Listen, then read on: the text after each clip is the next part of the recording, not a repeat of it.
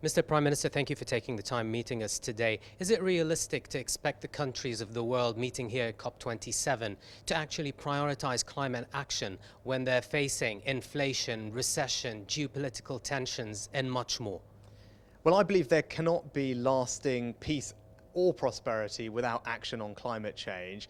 And indeed, Russia's invasion of Ukraine has highlighted the importance for all of us transitioning to safer, cleaner and cheaper forms of energy and removing our dependence on fossil fuels.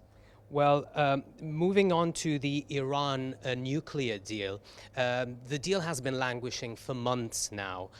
Do you think the JCPOA has reached a dead end for good this time?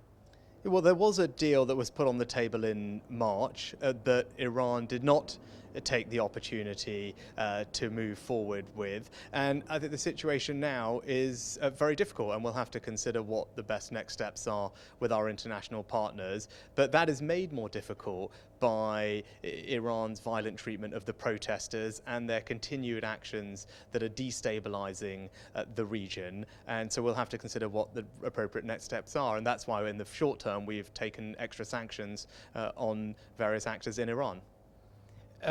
Your government is working on a free trade agreement with the GCC. Do you carry with you any new plans with regards to the British-Saudi relations in particular, politically and economically?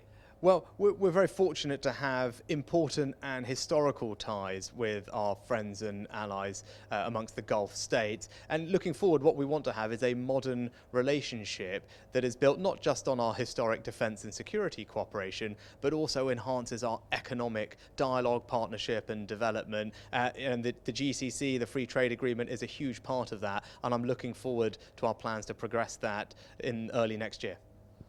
On the Ukraine crisis, do you think a viable off-ramp has been offered to Putin and a push by the West to bring the two parties to the negotiating tables without any preconditions in order to find a peaceful resolution for this crisis? I think ultimately this is rightly a question that the Ukrainian government will decide how best to answer. Now, obviously, peaceful resolution is preferable, but I'm not sure it's fair to ask the Ukrainians to come to a negotiating table at the same time as their country is being violently attacked.